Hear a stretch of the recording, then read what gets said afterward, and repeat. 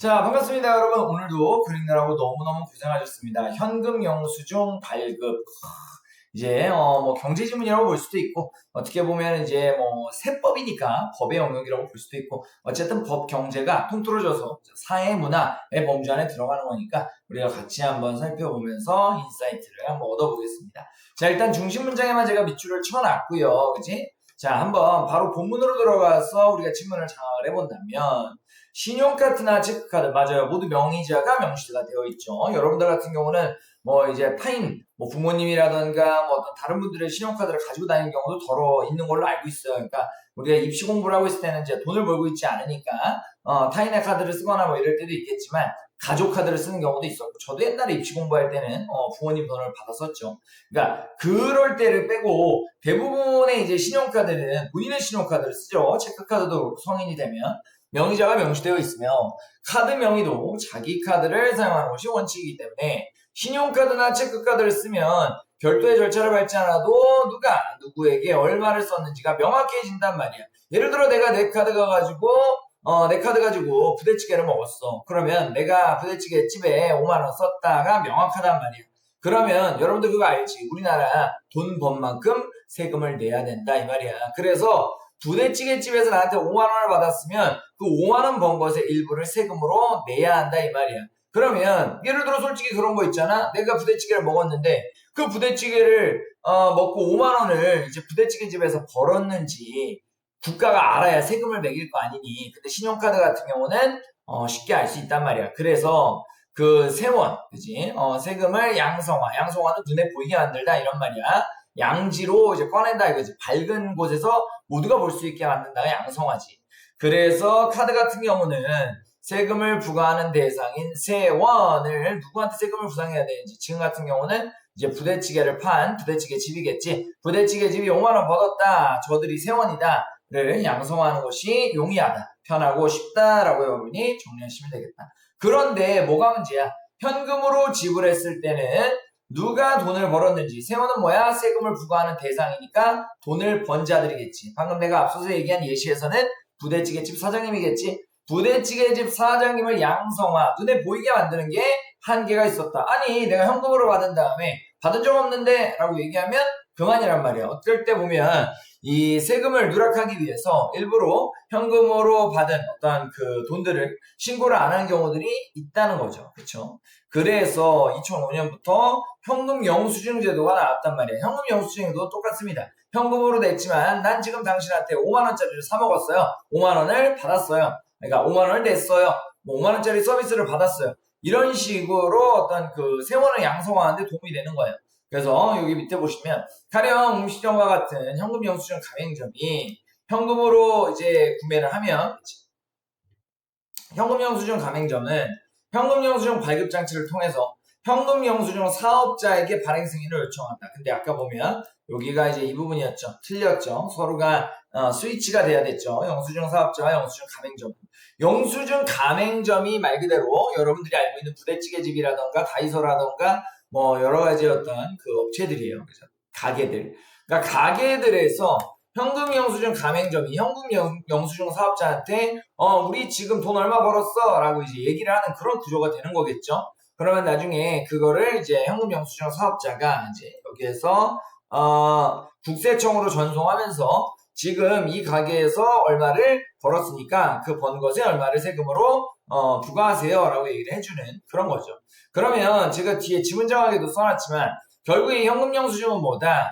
현금으로 냈을 때는 카드처럼 세원이 양성화되지 않기 때문에 세원, 누가 세금을 내야 되는지, 누가 얼마를 벌었는지가 드러나지가 않기 때문에 이걸 드러나게 만들기 위한 장치다. 신고를 하게 만드는 거죠. 자, 그러면 결국에 이러한 절차는 현금 거래에 대한 세원은 아까 뭐라 그랬어요? 누구에게 세금을 부과할 것인가? 세금을 부과하는 대상이 세원인 거죠. 세원을 포착하기 위한 방편이다. 왜? 현금 영수증을 신고하면 누가 돈을 벌었는지, 그 돈을 번 사람한테 돈을 얼마를 벌었는지, 그렇기 때문에 세금을 어떻게 하는 겁니까? 세금을 부과하기가 쉬워지는 거잖아요. 그렇죠?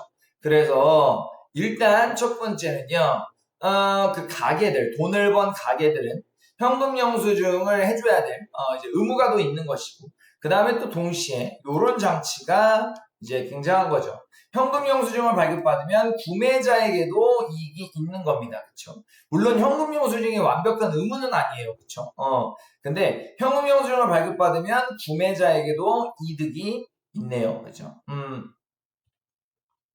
구매자에게도 어떤 이득이 있습니까? 내가 현금 영수증을 나중에 이제 가지고 있으면 내가 얼마 쓴 만큼 소득 공제 금액이 늘어납니다. 그러니까 다시 얘기해서 내가 1,000만 원을 벌었으면 1,000만 원 전체에 대한 몇 퍼센트를 세금으로 내야 되는데 그 중에 내가 100만 원을 신용카드로 썼어. 그러면 그 소득에서 내가 번 1,000만 원에서 100만 원을 공제해 준다는 얘기야. 그죠? 그래서 900만 원에 대한 세금만 내면 된다. 그래서 많이 쓰면 쓸수록 그리고 현금 영수증까지 잘해서 나는 비록 1,000만 원 벌었지만 500만 원을 써버렸어요. 그러면 500만 원에 대한 세금만 내야 될 수 있는 상황, 좋은 상황이겠죠. 이 발생할 수 있다는 거죠. 그래서 요 얘기까지 여러분이 이해를 하시면 되는 것이다. 소득 공제 금액이 늘어난다는 얘기는 예를 들어 내가 1,000만 원을 벌었지만 예시를 들어볼게.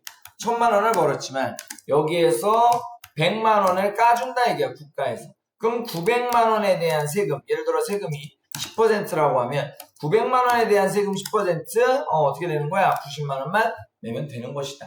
이런 식으로 가는 거죠. 이해되지? 무슨 말인지.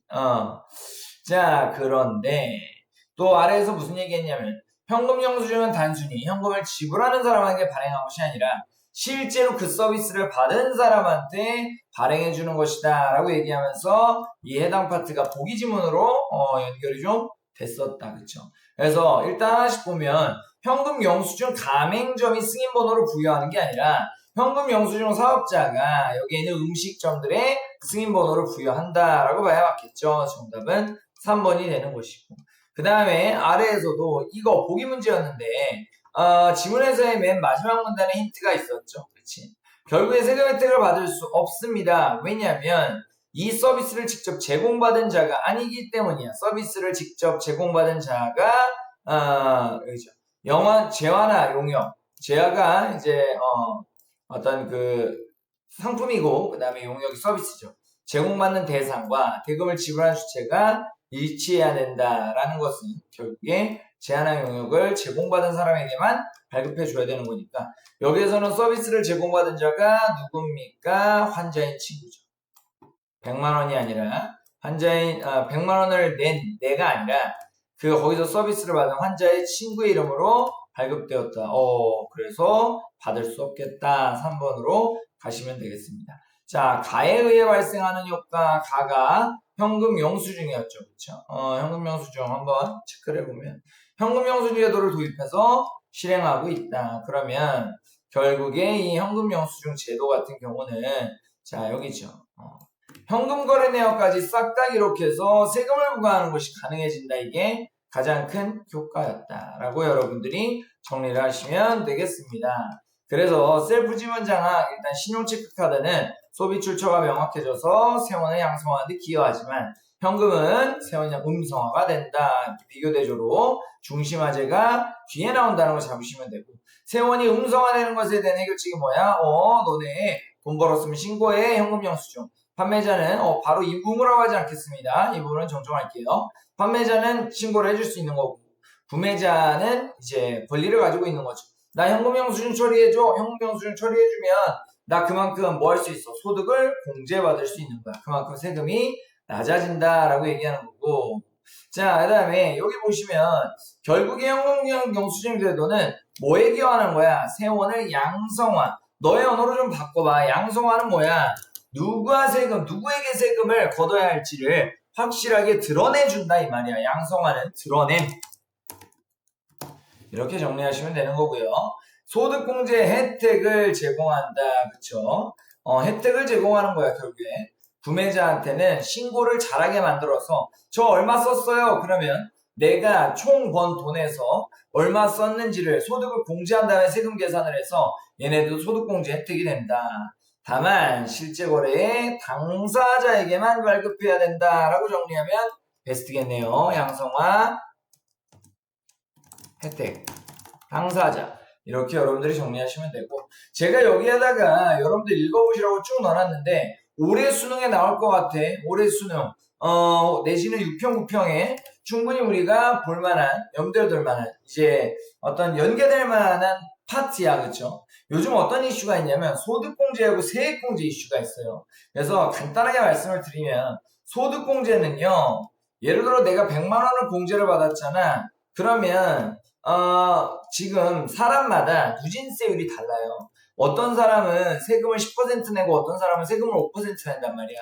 그러면 내가 소득공제를 100만 원 받았잖아. 그러면 세금을 예를 들어서 소득이 더 많은 사람, 좀 이제 상대적으로 경제적인 부자라고 하지. 경제적인 부자들은 내야 될 세금도 더 많고 세액이 더 높거든요.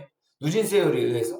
그러면 잘 생각해봐. 똑같이 100만 원을 공제를 받아도 부자는 이 원래는 100만 원에 해당하는 10%인 10만 원을 내야 되는데 공제를 받은 거고, 이제 상대적으로 조금 경제적으로 가난한 사람은 똑같이 100만 원을 공제를 받아도 세금이 5%라고 하면 5만 원밖에 공제를 못 받은 거잖아. 그래서 부자들이 어떻게 보면 세금 혜택이 더 크다라고 느껴질 수 있단 말이야. 그래서 요새는 세액공제로 바꾸려고 하는 움직임이 좀 있다. 모두가 세금 혜택을 공평하게, 다시 얘기해서 이 누진세율을 적용하지 않고 공제율을 동일하게 가져가는 거죠. 예를 들어서 세금을 일단 계산해. 이런 거 공제액 빼지 않고 세금을 계산한 다음에 거기에서 세액에서 얼마를 공제해주는 식으로 가는 거야. 그러면 모두가 공평한 어떤 세금 혜택을 받을 수가 있게 된다. 이거 가볍게 한번 읽어보시고 이해 안 되는 부분 추가적으로 쌤한테 좀 얘기를 해주세요. 무슨 말인지 알겠지? 예를 들어서 우리가 지금 돈을 많이 버는 사람하고 돈을 많이 안 버는 사람하고 다르단 말이야.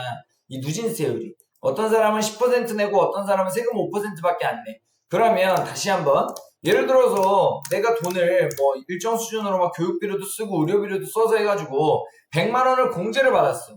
그 100만 원을 공제받았다는 얘기는 부자는 나 이거 100만 원 만약 쓴 걸로 쳤으면 그 중에 10%, 10만 원이 세금이었는데 다행이네. 근데 예를 들어서 상대적으로 누진세율이 적은 세금을 조금만 내도 되는 가난한 자들은 어때? 어차피 자기가 100만 원을 공제해봤자 세금을 많이 써서 소득공제를 받아봤자 누진세율이 5%밖에 안 되는 거니까 결국에 5만 원밖에 공제를 못 받는 거잖아. 그래서 결국에 부자들이 더 세금 혜택을 받을 수 있는 그런 문제들도 좀 있다는 거 가볍게 정리를 해두시고, 무조건 여러분들 그대로 적용하려고 하지 마시고 읽어보시고 차근차근 정리하는 것이 중요하겠다. 알겠죠? 이렇게 우리가 정리를 좀 하시면 되겠습니다. 자, 여러분들 오늘도 그림가로 너무너무 고생하셨고, 미국의 아주 유명한 교육혁명가가 한 말이에요. 호르스맨. 매일 조금씩 읽기로 결심하라. 하루 30분. 호르스맨은 15분이라고 했어요.